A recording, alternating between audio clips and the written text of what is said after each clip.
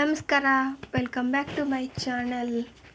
ಇವತ್ತು ನಾನು ಹುಬ್ಳಿ ಧಾರವಾಡ ಸ್ಪೆಷಲ್ ಗಿರ್ಮಿಟಿ ಮಾಡೋದನ್ನು ತೋರಿಸ್ತಾ ಇದ್ದೀನಿ ರೀ. ನೀವು ಕೂಡ ಮನೆಯಲ್ಲಿ ಟ್ರೈ ಮಾಡಿ ಹೇಗಿದೆ ಅಂತ ಕಮೆಂಟ್ ಮೂಲಕ ತಿಳಿಸಿ. ಇಲ್ಲಿವರೆಗೂ ಯಾರೆಲ್ಲ ನೋಡ್ತಿದ್ದೀರಾ ದಯವಿಟ್ಟು ಶೇರ್ ಮಾಡಿ, ಸಬ್ಸ್ಕ್ರೈಬ್ ಮಾಡೋದನ್ನು ಮರಿಬೇಡಿ. ಇದು ತುಂಬ ಟೇಸ್ಟಿಯಾಗಿರುತ್ತೆ. ನೀವು ಕೂಡ ಮನೆಯಲ್ಲಿ ಟ್ರೈ ಮಾಡೋದನ್ನು ಮರಿಬೇಡಿ ಫ್ರೆಂಡ್ಸ್. ಇವಾಗ ಗ್ಯಾಸ್ ಮೇಲೆ ಒಂದು ಪಾತ್ರೆನ ಇಟ್ಕೊಳ್ಳಿ.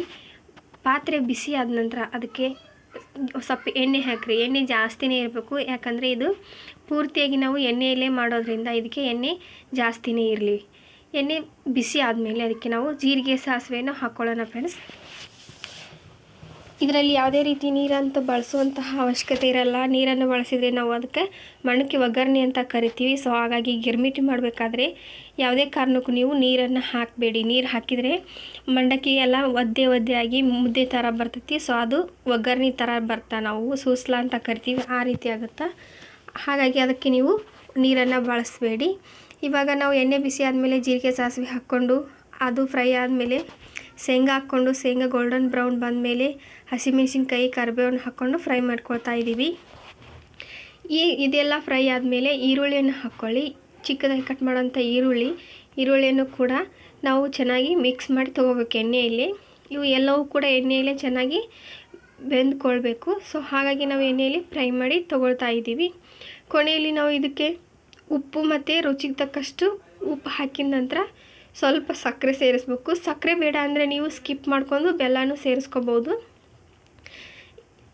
ಇವೆರಡು ಕೂಡ ತುಂಬ ಟೇಸ್ಟಿಯಾಗಿರ್ತೈತಿ, ಯಾಕಂದರೆ ಉಪ್ಪು, ಸಕ್ಕರೆ, ಹುಳಿ ಎಲ್ಲನೂ ಇರೋದ್ರಿಂದ ಇದು ತುಂಬ ಟೇಸ್ಟಿಯಾದಂತಹ ಗಿರ್ಮಿಟಿ ಇರ್ತೈತಿ.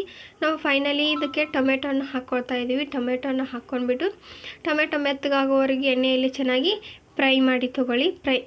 ಮೆತ್ತಗಾದಮೇಲೆ ನಾವು ಅದಕ್ಕೆ ಸ್ವಲ್ಪ ಅರಿಶಿನ ಹಾಕ್ಕೊಂಡ್ಬಿಟ್ಟು ಚೆನ್ನಾಗಿ ಮಿಕ್ಸ್ ಮಾಡಿ. ಅರಿಶಿನ ಜಾಸ್ತಿನೇ ಇರಲಿ, ಯಾಕಂದರೆ ಗಿರ್ಮಿಟಿ ಚೆನ್ನಾಗಿ ಕಾಣಿಸ್ಬೇಕು. ಸೊ ಹಾಗಾಗಿ ಇದು ಬೇರೆ ಏನೂ ಇಲ್ಲ, ತುಂಬ ಸಿಂಪಲ್ ರೆಸಿಪಿ, ಆದರೆ ಅಷ್ಟೇ ಟೇಸ್ಟಿಯಾಗಿರುತ್ತೆ. ನೀವು ಕೂಡ ಮನೆಯಲ್ಲಿ ಟ್ರೈ ಮಾಡಿ ಹೇಗಿದೆ ಅಂತ ಕಮೆಂಟ್ ಮೂಲಕ ತಿಳಿಸೋದನ್ನು ಮರಿಬೇಡಿ ಫ್ರೆಂಡ್ಸ್. ಇವಾಗಿದು ಒಗ್ಗರಣೆ ರೆಡಿ ಆಯಿತು. ನಾವು ಇವಾಗ ಒಂದು ಪಾತ್ರೆಯಲ್ಲಿ ಅಥವಾ ಒಂದು ಪುಟ್ಟಿಯಲ್ಲಿ ಮಂಡಕ್ಕಿಯನ್ನು ಚೆನ್ನಾಗಿ ಕ್ಲೀನ್ ಮಾಡಿ ಇಟ್ಕೊಂಡಿದ್ವಿ. ಅದಕ್ಕೆ ನಾವು ಈ ಒಗ್ಗರಣೆಯನ್ನು ಹಾಕಬೇಕು. ಸೊ ಅದಕ್ಕೂ ಮೊದಲು ನೆನಪಿರಲಿ ಫ್ರೆಂಡ್ಸ್, ಬಿಸಿಯಾಗಿರುವಾಗಲೇ ಒಗ್ಗರಣೆಯನ್ನು ಇದಕ್ಕೆ ಸೇರಿಸ್ಬೇಡಿ.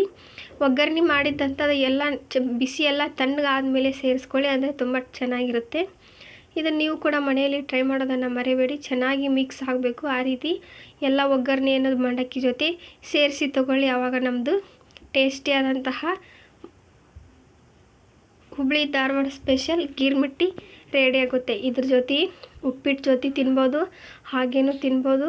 ಇಲ್ಲಾಂದ್ರೆ ಸ್ವಲ್ಪ ಸೇವ್ ಮತ್ತು ಮಿರ್ಚಿ ಜೊತೆ ಹಾಕ್ಕೊಂಡು ತಿಂದರೆ ತುಂಬ ಚೆನ್ನಾಗಿರುತ್ತೆ. ನೀವು ಕೂಡ ಟ್ರೈ ಮಾಡಿ. ಇಲ್ಲಿವರೆಗೆ ಯಾರೆಲ್ಲ ನೋಡ್ತಿದ್ದೀರಾ ದಯವಿಟ್ಟು ಶೇರ್ ಮಾಡಿ, ಸಬ್ಸ್ಕ್ರೈಬ್ ಮಾಡಿ. ಧನ್ಯವಾದಗಳು.